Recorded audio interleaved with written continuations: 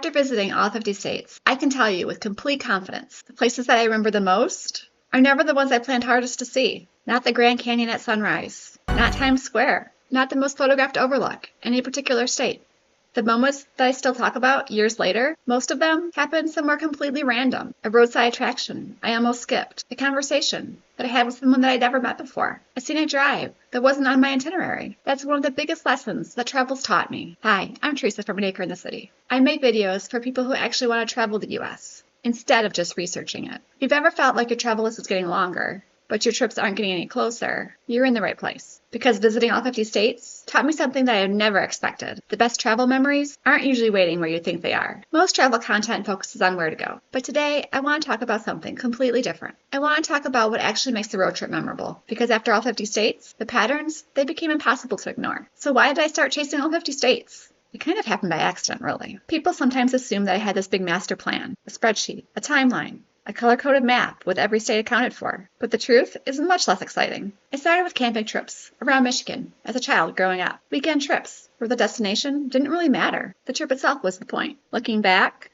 I think those early trips planted the seed. It taught me something that I didn't have words for yet. There's something special about being in motion, being with people you care about, being somewhere that feels just unfamiliar enough to make you pay attention. The goal of visiting all 50 states came much later. It wasn't really about checking a box. It was more like the slow realization that I wasn't finished exploring. Every time I crossed another state off the list, I found 3 more places that made me curious. And that curiosity, it kept pulling me forward. One of the biggest surprises from visiting all 50 states was realizing how often my expectations were wrong. Some of the places that I was incredibly excited to visit, they were just nice, but not especially memorable. And some places that I barely thought about beforehand completely blew me away. New Mexico is probably one of the best examples. So many people said, why would you want to go to New Mexico? And when I tell people that New Mexico is one of the states that surprised me the most, they reconsider. And they, in turn, get excited to plan a trip there. Now when I visit, I've been there multiple times at this point. I can't point to one specific moment and say that's why. It was a whole experience. The light,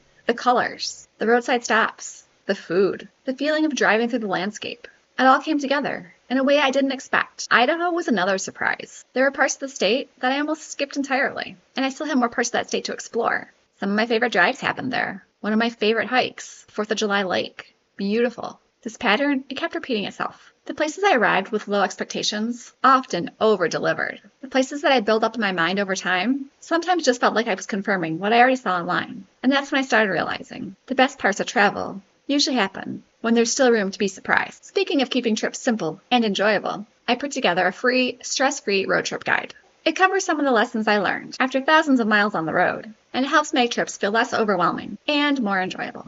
I'll link that below. Nobody puts a random conversation with strangers in their itinerary, but some of my favorite moments from visiting all 50 states happened that way. A recommendation from someone local, joining a woman on a cave hike because she didn't want to explore by herself. Some of these conversations can completely change how you understand the destination. And then there are the detours, the wrong turns, the places you stop because something caught your eye, the things that weren't supposed to happen. These moments have become some of my strongest travel memories because it's hard to photograph the feeling. Social media is really good at showing destinations, but much less effective on showing what a trip actually felt like. The laughter, the surprise, the unexpected moments, the little things that somehow become the stories that you tell for years later. Sometimes the road itself is more memorable than the actual destination. So what did all 50 states teach me? Well, a few lessons showed up again and again. The first is that budget matters less than what most people think. Most of my favorite trips were not expensive. Some were close to home. Some only lasted a few days. The second lesson is that famous places aren't the goal. They're worth seeing. They're famous for a reason, but they're rarely the strongest memory from a trip. The moments that stay with me are usually the ones that made me slow down, to get a little lost, to say yes to something unexpected. And the third lesson?